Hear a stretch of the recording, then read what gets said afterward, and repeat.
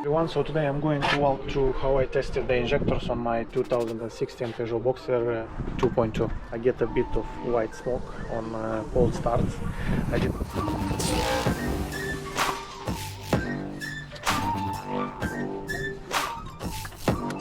First, we remove the engine cover to access the injectors.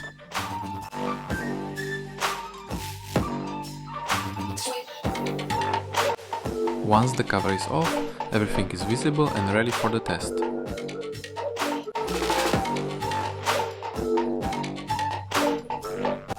The return flow test kit is a compact diagnostic tool used for checking common rail diesel injectors. The kit usually comes in a sturdy plastic case with foam inserts to keep everything organized. Next, we take off the small metal clips from each injector. These clips hold the return line in place, and removing them gives us access to connect the test kit.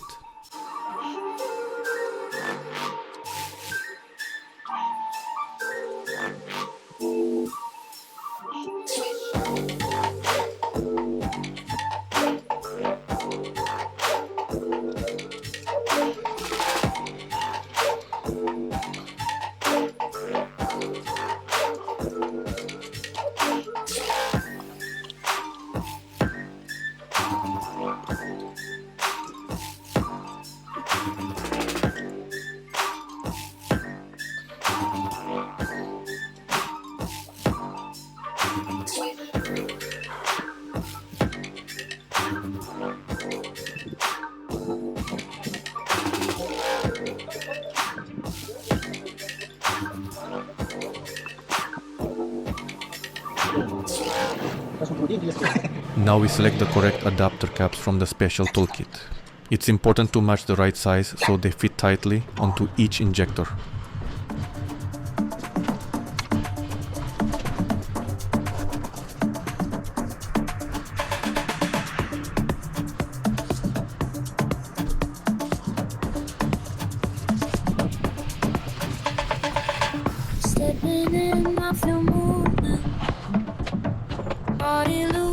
We connect the clear tubes and secure them into the measuring bottles. Each injector now has its own return line going into a separate container.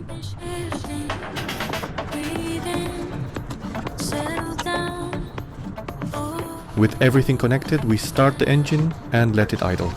As it runs, the bottles slowly fill up, showing us how much fuel each injector is returning.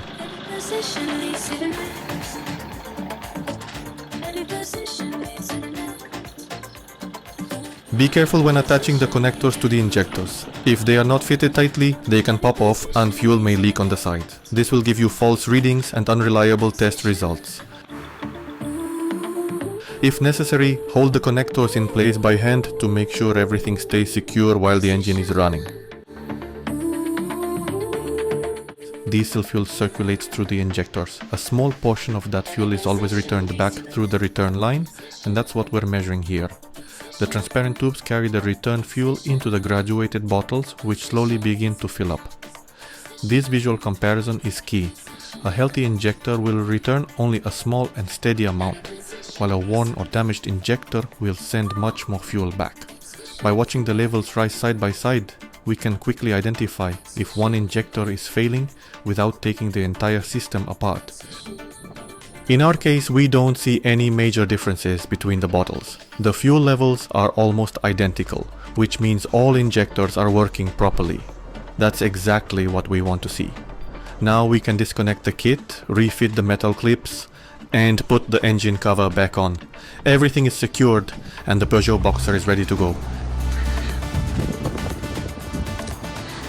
Here are the components we're going to replace today. The lower control arm, which keeps the suspension stable, and the ABS wheel speed sensor, which monitors wheel rotation for the braking system. With the injectors all checked and everything back in place, it's time to move on to the suspension and wheel hub area. First, we secure the vent safely, remove the wheel, and now we can clearly see the suspension components. The lower arm connects the wheel hub to the chassis and keeps everything stable on the road.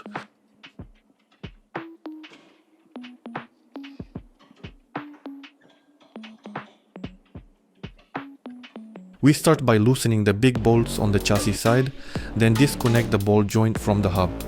Sometimes these bolts are rusty, so a breaker bar or some penetrating oil really helps.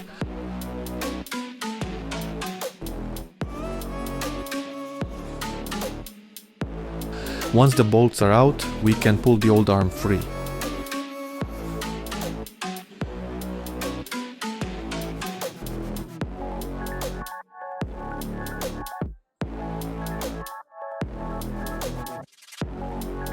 Next, we take off the brake caliper and hang it safely to avoid tension on the brake hose. Then we remove the brake disc, which gives us full access to the hub. With the hub assembly on the workbench, we use a hydraulic press or a bearing puller tool to push the old wheel bearing out of the housing.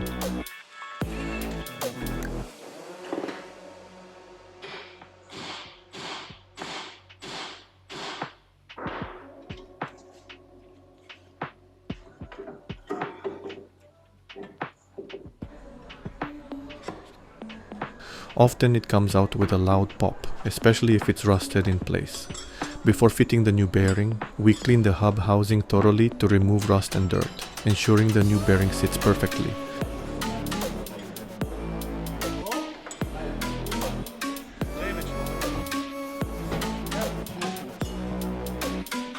Take a close look at the old wheel bearing. Over time, it can get into really bad shape. The grease dries out. The races get pitted, and sometimes the bearing even seizes or makes a loud humming noise while driving. You might also notice play in the hub, which means the bearing is completely worn out. In this case, the old bearing shows clear signs of wear, and replacing it is the only way to restore smooth and safe wheel rotation. Next, we deal with the ABS wheel speed sensor. This little sensor reads the wheel rotation. We carefully disconnect the plug, remove the small retaining bolt, and slide the old sensor out of the hub. Now we fit the new lower control arm into place, align the bolts, and torque them to spec. We start by placing the new lower control arm into position, lining it up with the mounting points on the chassis and the wheel hub. Next, we slide in the big chassis bolts and thread them by hand first. This makes sure the arm sits correctly before tightening. Now we connect the ball joint back into the hub. Sometimes it needs a little pressure with a lever or jack to align it perfectly. Once all the bolts are in place, we torque them down to manufacturer specifications, ensuring the arm is secure and safe. After everything is tightened, we double check for correct alignment and movement. The new arm is solid and the suspension is ready for the road.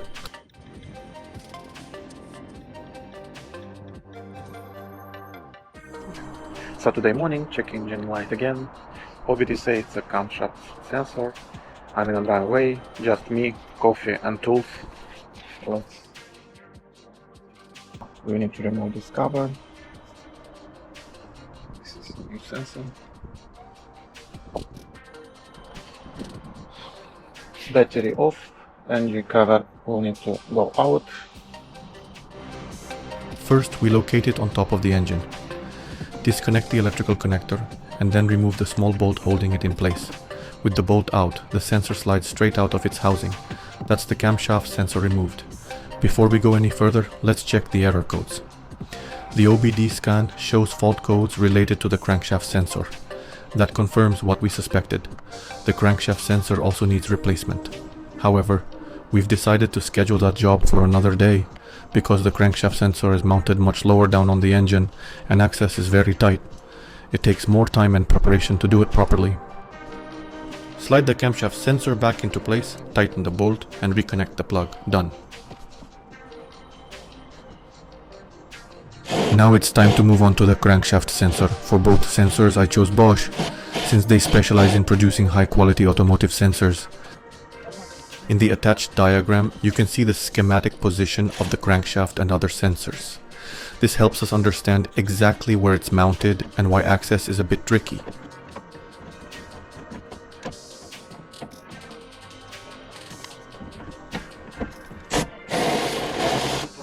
To access the crankshaft sensor on the Boxer, we first remove the right headlight and then take off the air filter cover. That gives us enough space to reach the sensor.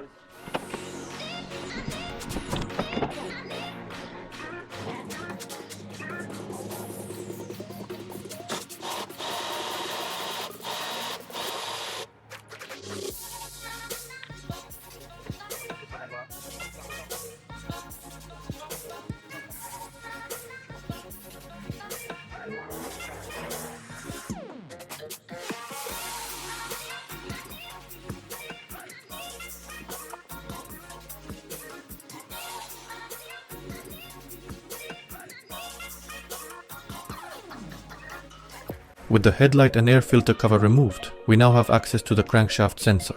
It's mounted low on the engine block, secured with a small bolt.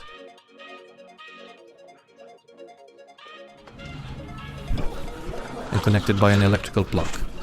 First, we press the tab and unplug the electrical connector. It's important to check that the pins are clean and free of corrosion. Next, we undo the retaining bolt with a socket and carefully pull the sensor out of its housing.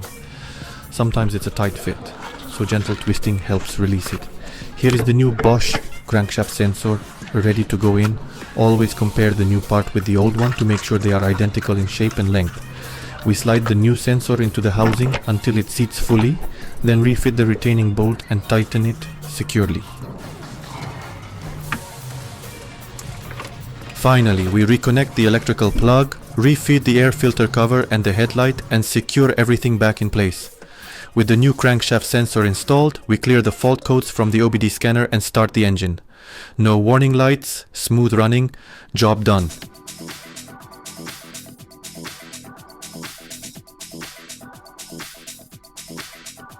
After finishing the job, we ran another diagnostic scan. There's still a small error stored in the system, code B1029, which refers to the outside air temperature sensor. This fault isn't critical for the engine performance, so it's not related to the work we just carried out. We'll clear it from the system and continue. If you enjoyed this video, don't forget to subscribe and hit the like button. By building a bigger community together, I'll have more resources to create even more interesting projects for you.